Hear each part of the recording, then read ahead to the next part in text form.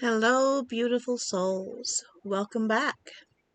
If you're new to my channel, welcome, and make sure to check out the link below in the description for ways to connect with me. My name is Angelina, and I empower others to become the hero of their own story through inner child healing and chakra work. So last week we started our sacral journey, our 4-week sacral journey. And the sacral card I pulled was on desires, and that it is okay to desire things, and that we are worthy and deserving of those things that we desire. It is our soul's compass. This week I'm going to expand that by tackling one of the most common blocks in the sacral, and that is shame. Shame is probably one of the heaviest sacral wounds, and today we're going to learn to start releasing that. So shame is not the same as feeling guilt. Guilt is guilt says, I did something bad. Guilt is an action. Shame says, I am bad. It is about identity and existence. It says there is something fundamentally wrong with me. Shame lives primarily in the sacral chakra, but it can also be present in other chakras as well. It blocks our emotions, creativity, pleasure, desire, authentic expression, and can affect our relationships and how we interact with others. Shame is secretive. It hides in the shadows, makes you hide parts of yourself and perform or shut down. So where does shame come from? Shame is quite often, most often, a childhood wound. And several different ways this could have shown up in childhood. Being shamed for your emotions, hearing things like you're too sensitive, stop crying. Being shamed for body and sexuality, cover up. That's dirty. You're wearing that? You look like a 2-bit whore. Things like that. Being shamed for our desires even. Don't be selfish. You want too much. And my personal favorite, people in hell want ice water too. We could have been shamed for our creativity, hearing things like that's stupid, you're not talented, or stop wasting time. These are things that have shamed our authenticity, our self-expression. Religious and culture conditioning can also cause shame wounds and make us feel like there is something wrong with ourselves or that we are sinful. Religious shame around the body being dirty or sinful rather than sacred. We may have been taught that pleasure was wrong, that suffering is noble. We may have heard things like good girls don't ... whatever they don't do. Or real men don't ... whatever real men don't do. Being punished for expressing your true thoughts, feelings, or identities. These things send the message that conformity is safe and authenticity is dangerous. It teaches us that we have to hide part of ourselves to be accepted or loved.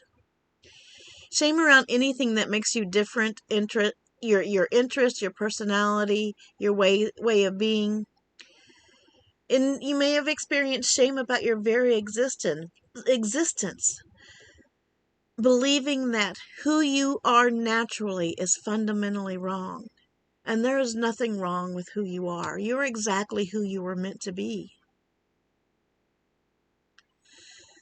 These wounds lead to living a life that we perform instead of living a life of authenticity.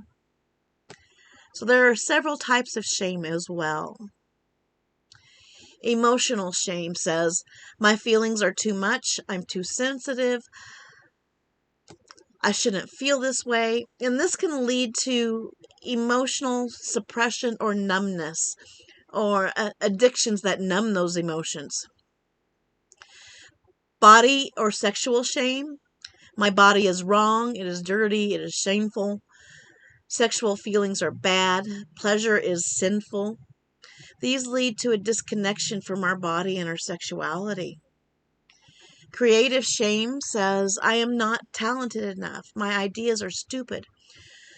Who am I to create and to express? This can lead to creative blocks and playing small. We were never meant to play small. And shame over our desires. Wanting things is greedy or selfish. I don't deserve what I want. My desires don't matter. And this can lead to living someone else's life, not your own. So shame can show up in our adult lives in many different ways. And a few of them include hiding parts of yourself. Perfectionism, trying to prove that you're not shameful. People pleasing. This is to avoid being bad. Overachieving or underachieving. Addictions to numb the shame. Inability to receive compliments or love. We tend to self-sabotage with any wound we can self-sabotage when things start going well. And we have difficulties expressing our emotions and desires, particularly our desires, because we've been taught that it's shameful to have desires. It's wrong to want desires, to want things. And this leads us to, how do we release shame? And what I have here for a practice is it's 5 steps. And it starts with identifying your shame. What am I ashamed of? And this is, am I ashamed of my body? Am I ashamed of my emotions, my desires, my past actions? Identify what the shame is. Second, name it. Write it down. Say it out loud. I am ashamed of my body, or whatever. Separate the shame from your identity is step 3. I experienced shame, but shame is not who I am. Speak truth to this shame. There is nothing fundamentally wrong with me. And 5, return to compassion. What would you tell your inner child who is carrying this shame? Sit down and write a letter to them, or speak directly to your child through your heart. So my own shame, an example here. When I was around 4 years old, my brother, who is less than a year younger than me, we're very close in age. My mother had left me in one home and my brother in another home, and I'm not going to go into that whole story right now. I will another day, though. And this happened when I was around 3. Until this incident, my brother and I saw each other every week. He would either come visit me or I would go visit him. So on this particular visit, he had come to visit me, and we were playing in the closet, and we were innocently exploring our bodies. Yes, we were naked, but we were 4 years old. Well, I was 4, he was 3. It was completely innocent. But when the woman that my brother lived with found us, she became very angry. She called me a Jezebel, yelling at the woman who was taking care of me what a terrible influence I was, and that I wasn't going to see my brother again. And I didn't see him very often after that. There may have been 2 or 3 times after that I saw him. And I asked Mildred, the woman that I lived with, what Jezebel meant, because I didn't know what that word meant. And she told me that it was a bad person who did bad things with their body. This experience taught me not only that I was a bad person, but that my body was bad. And it took me a long time to come out of that shaming that I received then. And I still struggle with that shame with body shame from time to time. It's taken time, patience, and a lot of self-compassion to be comfortable in my own body. And you too can be comfortable in your body. So this week's affirmation: I release shame. I am not broken. I am whole, worthy, and deserving of love exactly as I am. Again, repeat this with me. I release shame.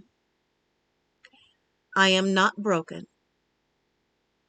I am whole, worthy, and deserving of love exactly as I am. I want you to repeat this daily. Look yourself in the mirror while you say it. And any time that you feel shame rising, remind yourself of this, that you are releasing shame, that you're not broken, that you are whole and worthy exactly as you are.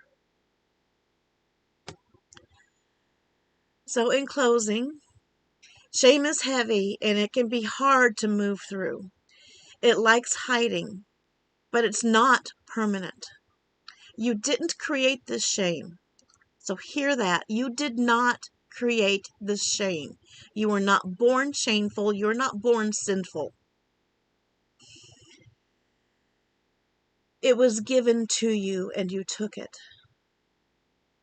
You have the power to release it. It's within you. So next week, we're going to do a sacral water meditation for cleansing and flow. So I'm going to encourage you to type in the comments here what shame you are releasing. And if that feels like too much, just say, I'm releasing shame today. That's all you need to say. You don't need to say anything more. You are not your shame. And you are perfect just as you are. Be sure to like this video. Every like helps it be seen by more people who truly need to see it. If you vibe with me, then subscribe to my channel and hit that notification bell so that you are aware when new content is available. And until next time, dragon blessings, and I love you.